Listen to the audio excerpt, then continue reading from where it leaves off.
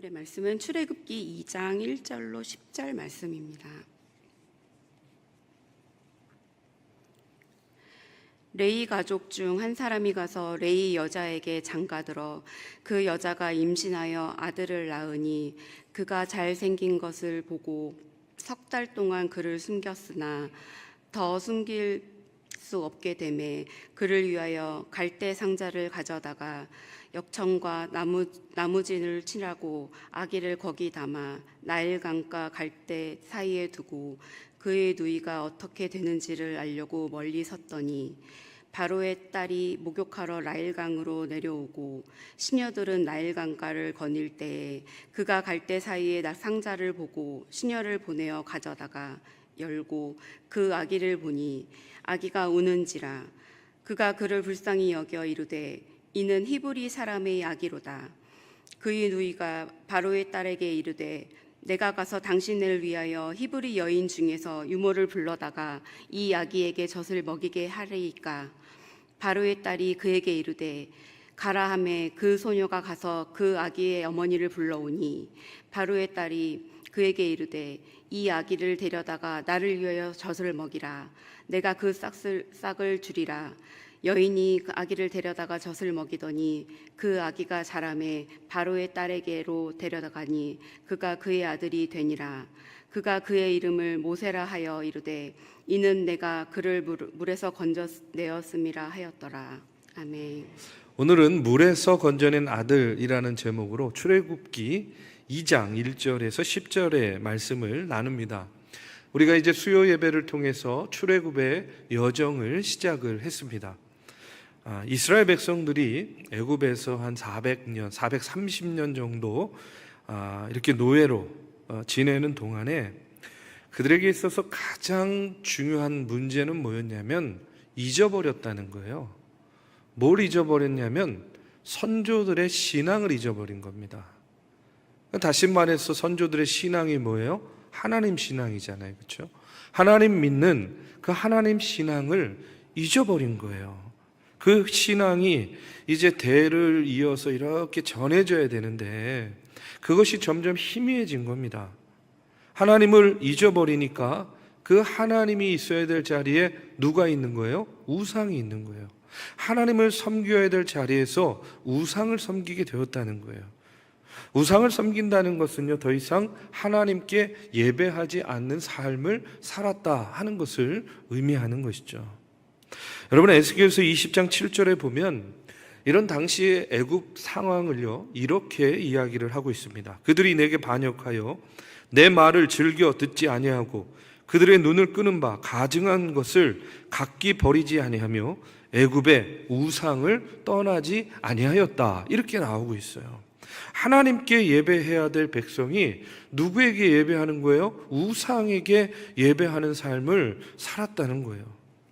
여러분, 이스라엘 백성만 세대가 이어져 내려오면서 변질되는 것이 아닙니다. 애굽에서도 이스라엘 백성들이 왜 애굽 땅에 오고 정착했는지를 모르는 그런 새로운 왕이 세워지게 되는 거예요. 그 왕이 보니까 이 애굽에 점점 이스라엘 백성들, 저 히브리인들의 숫자가 점점 늘어나는 것을 보면서 어떻게 돼요? 위기감을 느끼는 거예요. 그래서 이스라엘 백성들에게 고된 노역을 시킵니다.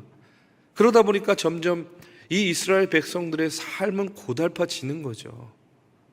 영적으로 육체적으로 피폐해지는 그런 삶을 살게 되는 겁니다. 자, 그런데 그런 와중에 또 이스라엘에게는 청천벽력 같은 그런 소식이 전해지는 거예요. 출애굽기 1장 22절에 보면 바로가 그의 모든 백성에게 명령하여 이르되 아들이 태어나거든 너희는 그를 나일강에 던지고 딸이거든 살려두라 하였더라. 이렇게 명령을 하는 겁니다. 여러분, 이스라엘 백성들의 입장에서 보면요 너무나 잔인한 명령 아닙니까? 그렇죠? 여러분, 죽음과도 같은 그 산고가요 죽음과도 같은 고통이라고 이야기해요. 저는 모르죠. 그런데 아이를 낳는 산모는요 그런 죽음과 같은 고통을 견뎌서 아이가 응애 하고 이렇게 태어났을 때에 그 바로 직전까지도 느꼈던 그 죽음 같은 고통도 잊어버린대요. 그 아이의 울음소리를 듣는 그 순간에 이 산구의 모든 고통을 잊어버리고 이제 안심하게 된다는 겁니다. 자, 그런데 저도요, 이 말씀 읽으면서 저희 아이 이제 태어날 때 한번 생각해 봤어요. 저희 첫째 아이가 태어날 때 저희 아내가 이제 병원에서 이제 진통이 시작되면서 이제 진통을 하기 시작했어요. 그래서 이제 밤을 새워가면서 진통을 하는데 저는 이제 옆에서 이렇게 지켜보는 겁니다. 그럼 거기 보면 이렇게 그 태아의 맥박이 이제 이렇게 뛰는 그 수치가 이렇게 나옵니다. 정상으로 막 이렇게 뛰는 걸 보는 거예요. 한순간도 눈을 뗄 수가 없어요. 아내는 막 고통스러워하고.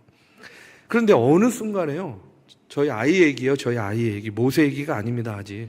예, 저희 아이 얘기인데, 이제 정상적으로 맥박이 이제 이렇게 뭐 예를 들어서 뭐 130 뭐 이렇게 있다가 갑자기 이게요, 150, 200, 이렇게 올라갔다가 30 막 이렇게 떨어지는 거예요. 한 2시간에 한 번씩 계속 그런 일이 반복되다가 어느 순간에는요, 막 250, 300 이렇게 올라갔다가 0으로 떨어지는 거예요.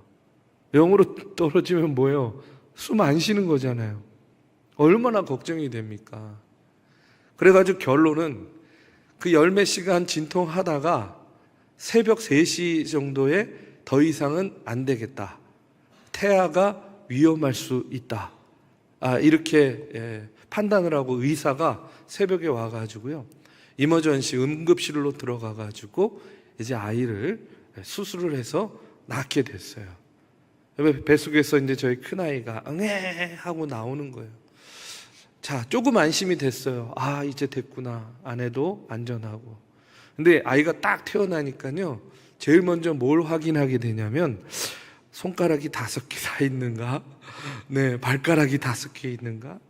이제 그렇게 태어나고, 미국은요, 우리나라는 태어나면요 바로 이렇게 뭐죠? 아이만 이렇게 따로 이렇게 분리를 해놓는데, 미국은요 태어나는 순간부터 엄마 옆에 둬요.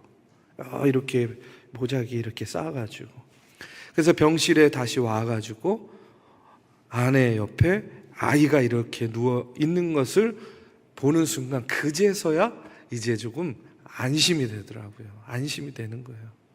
아마 비슷한 경험들을 다 우리 권사님들 다 하셨을 거라고 생각이 되는데, 그렇게 이제 엄마 옆에 누워 있는 아이를 보니까 정말로 나의 아이가 태어났구나 하는 그런 안심이 되고, 또 그렇게 어렵게 낳아서 그런지요, 그 모습이요 얼마나 귀하고 얼마나 사랑스럽게 느껴지던지, 지금은 별로 그런 느낌이 없지만 그때는 그랬습니다. 자, 그런데 여러분, 저만 그럴까요? 아니잖아요. 이 땅의 모든 부모는요 다 그런 마음 아니겠어요? 이스라엘 백성들의 부모는 오죽하겠습니까? 그들도 마찬가지였을 거라고 생각이 돼요. 죽음과도 같은 고통을 참고 견디고 그렇게 아이를 해산하는 거예요. 그런데 문제는 뭐예요? 딸이면 그래도 괜찮은데 아들이면 어떻게 하라고요? 악어와 큰 물고기가 득실거리는 나일강에다가 아이를 던지는 건 뭐예요? 죽이는 거잖아요. 그렇죠? 죽여야만 되는 거예요. 아이는 또 무슨 잘못이 있습니까? 아이가. 그렇죠? 그 당시에 남자 아이는요, 태어나는 것이 곧 죽음이었어요. 여러분, 얼마나 큰 불행입니까? 태어나는 것이 행복이어야죠. 근데 태어나는 것이 죽음인 그런 상황을 아이는 영문도 모르게 그것을 받아들여야 되는 거예요. 자, 이와 같은 절망적인 상황 속에서 누가 태어났느냐? 바로 모세가 태어났어요. 모세의 이름의 뜻이 뭐냐? 물에서 건져낸 자라는 그런 뜻이에요. 물에서 건져낸 자, 모세. 왜 이와 같은 이름을 가지게 되었는가? 이제 아시겠죠? 그 물에서 건져낸 자라는 그런 이름을 가지게 된 이유가 무엇인지, 그것이 바로 이제 오늘 본문 말씀에 나오는 그런 내용입니다. 오늘 1절에 보면요, 이렇게 이야기합니다. 레위 가족 중에 한 사람이 가서 레위 여자에게 장가들었다, 이렇게 나옵니다. 레위 남자와 레위 여자가 결혼했어요. 출애굽기 6장 20절에 보면 이들이 누구인지가 나옵니다. 아므람은 그들의 아버지의 누이 요게벳을 아내로 맞이하였고 그는 아론과 모세를 낳았다, 이렇게 나와요. 그러니까 모세의 아버지는 아므람, 어머니는 요게벳. 이들이 아이를 낳았어요. 그런데 아들이었어요. 얼마나 기뻐요. 그런데 기뻐할 수만은 없어요. 왜요? 바로의 명령에 따라서 그 아들을 죽여야 되는 거예요. 그런데 아므람과 요게벳은요, 차마 죽일 수가 없는 거죠. 아니, 아므람과 요게벳만 그러겠습니까? 우리도 그렇잖아요. 예, 우리도 그렇지 않겠습니까? 어떻게 죽여요? 그래서 차마 죽게 둘 수 없어서 이 아이를 숨기기로 작정을 했어요. 당시 아므람과 요게벳뿐만 아니라 어떤 부모도 자신의 아이를 죽게 내어줄 부모는 없었을 겁니다. 그런데 이게 딜레마죠. 아이를 살리고자 하면 내가 또 죽어야 되는 거예요. 결국 내가 죽으면 또 아이도 죽는 거예요. 이 애굽 왕의 명령을 거역하는 사람은요, 아이뿐만 아니라 부모 모두 죽을 수밖에 없는 그런 상황이었다는 거예요. 이런 살벌한 상황 가운데에서 아므람과 요게벳이 모세를 살려야 되겠다, 이렇게 결단하는 거, 이것도요 보통 마음 가지고는 안 되는 거예요. 자, 이런 마음을 히브리서 기자는요 이렇게 이야기합니다. 11장 23절, 히브리서 11장 23절에 보면 믿음으로 모세가 낳았을 때에 그 부모가 아름다운 아이임을 보고 석 달 동안 숨겨 왕의 명령을 무서워하지 아니하였다, 이렇게 나와요. 이들에게 뭐가 있었다고요? 믿음으로 모세를 낳았다. 믿음이 있었어요. 누구에 대한 믿음입니까? 하나님에 대한 믿음이죠.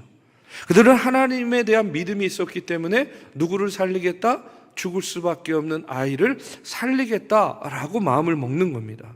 그리고 그들의 믿음은 애굽 왕도 무서워하지 않는 그런 담대함을 갖게 만들어 준 거예요. 여러분, 오늘 이 아므람과 요게벳의 모습을 통해서 먼저 깨닫게 되는 것이 있습니다. 그게 뭐냐면, 믿음은요, 우리가 하나님을 신뢰하니까, 믿으니까 하나님이 다 알아서 해줄 거야 하면서 에휴, 믿음만 있으면 됐지, 믿으면 됐지 하면서 우리가 아무것도 하지 않는 것을 믿음이라고 이야기하는 게 아니에요. 여러분, 믿음은 오히려 우리가 하나님을 믿고 신뢰하기 때문에 우리가 할 수 있는 최선을 다하는 것이 믿음이라는 겁니다. 여러분, 하나님께서 여러분의 삶을 인도해 주시고 시마다 때마다 필요한 것으로 채워주시고 축복으로 인도해 주실 줄로 믿습니다. 그러면 아무것도 안 해도 되나요? 아니, 하나님이 다 해주실 텐데 뭘 아무것도 안 해도 되나요? 야, 저 사람은 정말 믿음이 좋아, 하나님이 다 해준다고 믿고 아무것도 안 해, 그걸 믿음이라고 이야기할 수 있을까요? 믿음 좋다고 이야기할 수 있을까요? 아니라는 거예요. 믿음은 오히려 우리가 하나님을 신뢰하기 때문에 우리가 할 수 있는 최선을 다하는 것이 믿음이라는 겁니다. 모세의 부모가 하나님 신뢰했다는 말은 다른 말로 하면 하나님 바라봤다는 거예요. 모세의 부모는 단순히 그 나라를 지배하고 있던 애굽 왕을 바라본 것이 아니라, 애굽 왕에게 시선 둔 것이 아니라 그보다 높고 전능하신 하나님을 바라보고 하나님께 시선을 두었다는 겁니다. 그리고 애굽 왕을 두려워하지 않고 하나님을 더 경외했다는 거예요. 그리고 하나님을 바라보면서 무엇을 했느냐? 자신들의 자리에서 자신들이 할 수 있는 최선을 다했다는 거예요. 그들이 최선을 다하는 모습이 이어지는 말씀에 나옵니다. 그렇게 3개월이 지났어요. 아이가 점점 크는 겁니다. 더는 감출 수도 없고 숨길 수도 없는 그런 상황에 처하게 된 거죠. 그때 그들의 선택은 뭡니까? 갈대 상자에 아이를 넣어서 나일강에 띄우는 거예요. 이제 상상을 해보십시오. 아이가 커요. 더 이상 숨길 수가 없어요. 그러니까 어떻게 해요? 이제 갈대 상자를 만들어서 그 모세를 그 갈대 상자에 넣어가지고 나일강에 띄워요. 3절에 보니까 더 숨길 수 없게 되매 그를 위하여 갈대 상자를 가져다가 역청과 나무 진을 칠하고 아기를 거기 담아 나일강과 갈대 사이에 두었다. 모세의 어머니 요게벳이 갈대 상자에 모세를 담아 띄울 때에 어떻게 했다고요? 역청과 진을, 나무에다 진을 쳤다는 거예요. 왜요? 물이 새면 안 되니까. 물 새지 않게. 그런데 조금만 더 생각해 보세요. 여러분, 바구니 아무리 물 새지 않게 잘 만들어가지고요, 그 아이를 거기에 담아가지고 나일강에 띄우면 그 아이가 그냥 사는 겁니까? 아니잖아요. 아니잖아요. 모세의 누이 미리암도 바구니 쫓아가면서 멀리 서가지고 저 바구니가 어떻게 되는가, 저 아이가 어떻게 되는가를 바라보는 거예요. 여러분, 우리는요 이 일의 결과를 다 알잖아요, 그렇죠? 그러니까 지금 이렇게 안심하면서 이 말씀을 듣는데, 여러분, 이어지는 말씀에 보면 다행히 바로의 딸이 발견해서 모세가 살아나요. 근데 중요한 건 뭐냐면, 절대로 이들이 갈대 상자를 만들어서 아이를 거기에 담고 나일강에 띄울 때에 이런 일이 벌어질 것을 알고 한 것이 아니었다는 거예요. 어떻게 예상이나 할 수 있겠습니까? 그냥 먼 발치에서 바라보고 따라가는 것이 전부 할 수 있는 일이었던 거예요. 그런데 저는 이 요게벳이 갈대 상자의 역청과 진을 바르는 그 모습을 보면서 느끼는 것이 있어요. 그건 뭐냐면, 앞서도 얘기했지만 믿음은 뭐예요? 하나님을 믿고 신뢰하는 마음으로 내가 할 수 있는 최선을 다하는 게 믿음이라고 이야기했잖아요. 지금 요게벳이 할 수 있는 게 뭐예요? 요게벳이 할 수 있는 최선이 뭐예요? 이거였어요. 갈대 상자 만들어서 역청과 진 발라서 물 새지 않게 하고, 하나님이 지켜주세요 하고 거기에 아이 담아서 그냥 띄우는 것밖에 할 수 없는 거였어요. 뭘 더 할 수 있겠습니까? 이런 요게벳을 보면서 먼저 깨닫게 되는 것은 뭐냐면, 오늘 우리도 마찬가지라는 거예요. 오늘 우리도 우리의 삶의 자리에서 우리가 할 수 있는 최선을 다하는 것이 믿음이라는 것을 알아야 돼요. 미리암이 바구니 쫓아가는 것도 역시 그녀로서 지금 할 수 있는 게 그거밖에 없어요. 그 처절한 마음으로, 그 간절한 마음으로 자신이 할 수 있는 능력의 한계에서 할 수 있는 전부를 요게벳도 미리암도 하는 거예요. 그러나 여러분, 이제 다시 냉정을 찾아가지고 이성적으로 보면 그러나 저러나 모세는 죽을 수밖에 없는 운명이었어요. 왜 그렇습니까? 나일강에 뭐가 있다고요? 악어가 있대요. 악어. 나일하고 유명하잖아요, 그렇죠? 악어가 있어요. 큰 물고기가 있어요. 운이 좋아가지고 그 나일강의 악어와 물고기를 피할 수 있을지 모르겠지만, 자, 3개월 된 아이가요, 그 갈대 상자에서 며칠이나 버틸 수 있겠습니까? 아이는 먹어야 되잖아요, 그렇죠? 젖을 먹어야지요. 물을 먹어야지요. 먹어야 사는 거예요. 그런 짐승들의 위협 속에서는 생명을 부지할 수 있지만, 그 아이가 젖을 먹지 못하고 물을 먹지 못하고 며칠이나 견딜 수 있냐는 거예요. 여러분, 물만 안 새면 살아남는 겁니까? 아니잖아요. 결국 모세는 그 상황에서 죽을 수밖에 없다는 거예요. 그런데 모세는 죽었습니까? 안 죽었습니까? 안 죽었잖아요. 이유가 뭡니까? 그 요게벳이 최선을 다한 그 이후에 하나님의 역사가 이제 나타나는 거예요. 하나님의 역사가. 모세 구출 작전, 하나님의 기적의 역사가 나타납니다. 자, 하필 그 바구니가 누구 앞에 도착하죠? 애굽왕 바로의 딸 앞에 도착하는 거예요. 6절에 보니까 이런 말씀이 나요. 열고 그 아기를 보니 아기가 우는지라 그가 그를 불쌍히 여겨 이르되 이는 히브리 사람의 아기로다, 이렇게 나와요. 갈대 상자를 열어보니까 아기가 우는 거예요. 울 수밖에 없죠. 그런데 저는요, 이게 기적이라고 생각해요. 왜 기적이냐면 그 아기가 울 때에 이 바로의 딸이 우는 그 모세를 보고 어떤 마음을 가졌다고요? 불쌍히 여겼다는 거예요. 불쌍히. 여러분, 이게 왜 기적이냐면 당신은요 어떻게 해야 된다고요? 히브리 남자 아이는 다 죽여야 되는 거예요. 죽어야 되는 거예요. 그러면 갈대 상자를 딱 열었는데 아기가 있어요. 뭐야? 근데 보니까 뭐예요? 히브리 아기예요. 그러면 바로의 딸 정도 됐으면요 이렇게 반응하는 게 정상이에요. 어머, 아기네? 이게 뭐지? 아이, 히브리 아기네? 아이, 목욕하러 왔는데 재수없게 왜 히브리 아기야? 아이, 갖다 버려. 갖다 죽여. 뭐 이렇게 반응하는 게 정상 아니에요? 그런데 여러분, 상자를 딱 열고 아기 울음소리를 듣는 순간 그 공주의 마음 가운데 어떤 마음이 들었다고요? 불쌍히 여기는 마음이 들었다는 거예요. 이 장면에서 어떤 성서학자는요 이렇게 이것을 표현합니다. 상자가 열리고 아기가 우는 순간에 하나님께서 바로 공주의 마음속에 잠자고 있던 모성 본능을 깨워주셨다라고 이렇게 표현해요. 멋있죠? 하나님이 그 바로 공주의 마음속에 잠자고 있던 모성 본능을 깨워주셨다는 거예요. 그 바로 공주의 마음 가운데 히브리 아기를 보고 불쌍히 여기는 마음이 생기도록 해 주신 것이 누구라고요? 하나님이라는 이야기예요.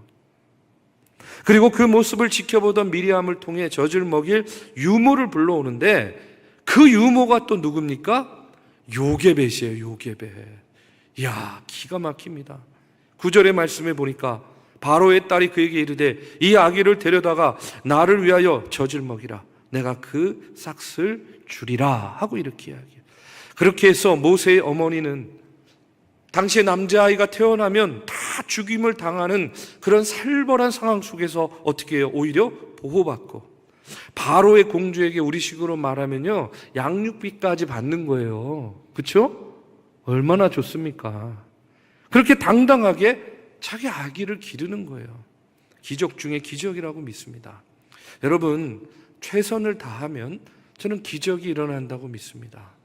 그냥 최선이 아니라 믿음으로 최선을 다하면 기적이 기적을 낳고 기적에 기적을 낳는다.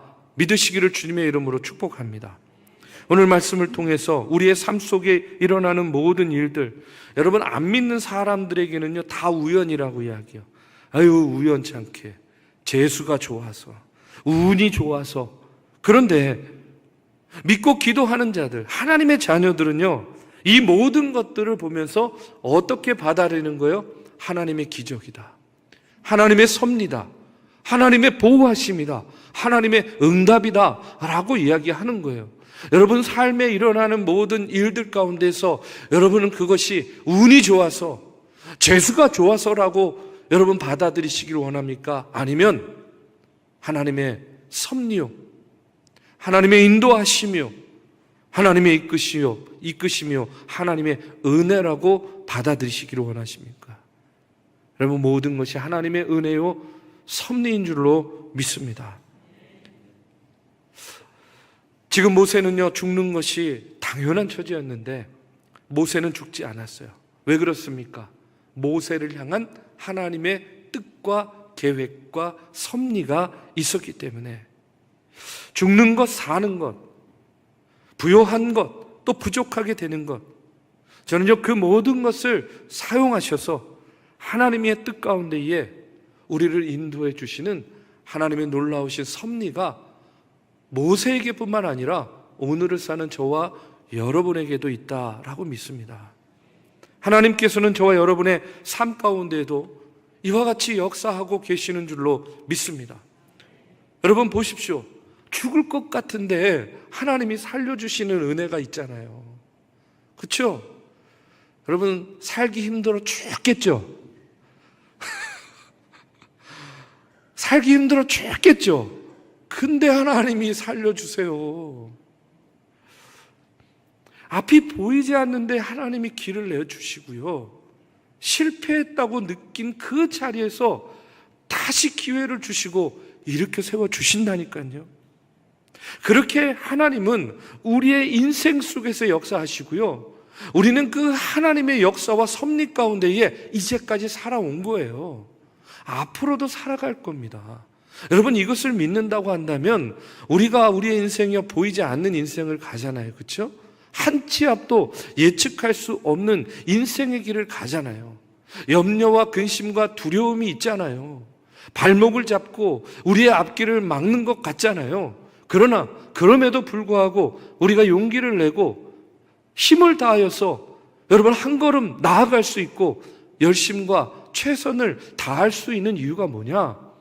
하나님의 뜻과 계획과 섭리가 모세에게만 있는 것이 아니라 오늘을 사는 저와 여러분에게도 있다고 믿는 거예요. 교회도 마찬가지 아닙니까?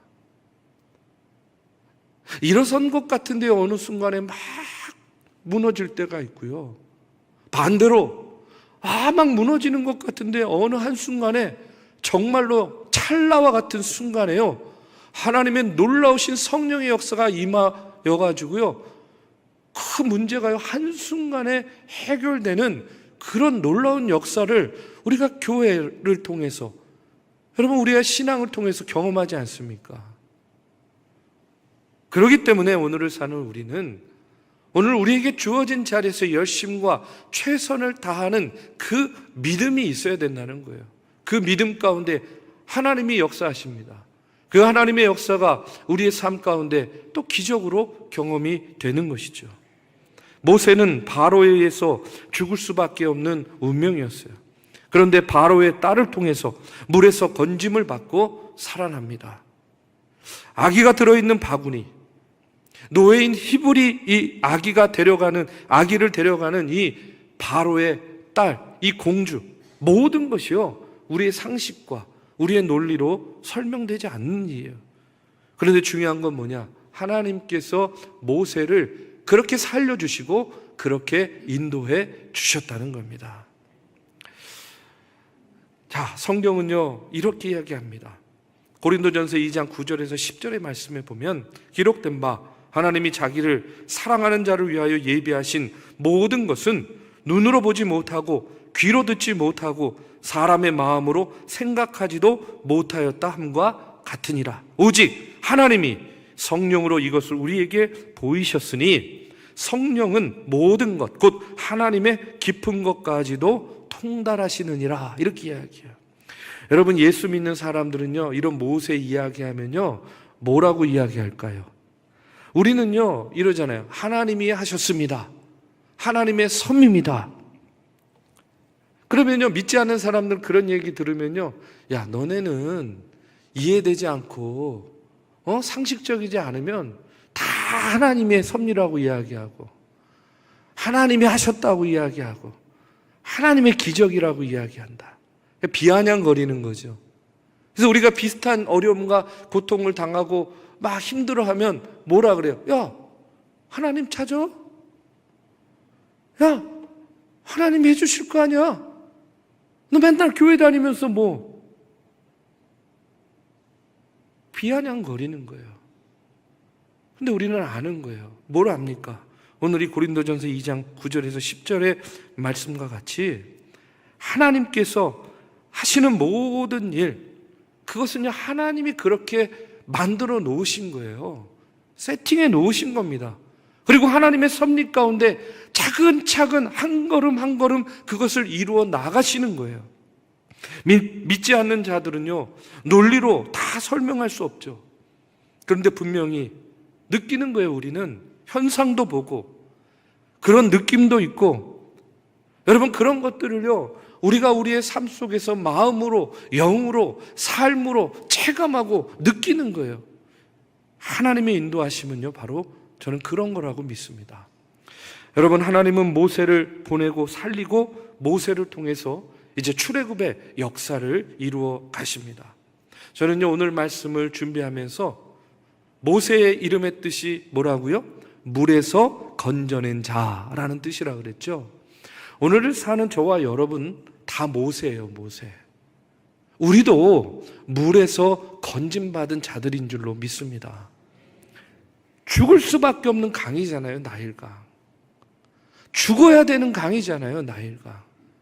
우리도 죽을 수밖에 없는 죄인이고 우리도 죽을 수밖에 없는 삶이었는데 우리가 건짐을 받았어요.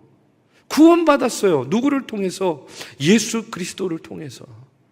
그러니까 오늘 우리도 죽을 수밖에 없는 나일강과 같은 그런 세상 가운데 탁 놓여졌는데 죽어야 되는데 여러분, 예수님께서 어떻게 하셨어요? 우리를 건져주셨어요. 우리를 살려주셨어요. 여러분 믿으십니까? 그러면 저도 여러분도 뭐예요? 모세잖아요. 예? 우리 옆에 있는 분하고 같이 한번 마지막으로 인사하고 말씀 마치겠습니다. 당신이 모세입니다. 네, 당신이 모세입니다. 네, 나중에 자녀나 손자를 낳아서 아들이면 한번 모세라고 이름을 한번 지으셔도 좋을 것 같다 하는 생각 듭니다. 여러분, 저와 여러분이 오늘을 사는 모세인 줄로 믿습니다. 죽을 수밖에 없는 우리를 예수 그리스도께서 건져주셨어요. 살려주셨어요. 오늘 여러분이 모세고 오늘 내가 모세입니다. 물에서 건져낸 자들이에요. 그와 같은 믿음을 가지고 오늘 우리의 삶의 자리에서 우리가 할 수 있는 최선을 다하는 그런 믿음의 삶을 사시기를 주님의 이름으로 축복합니다.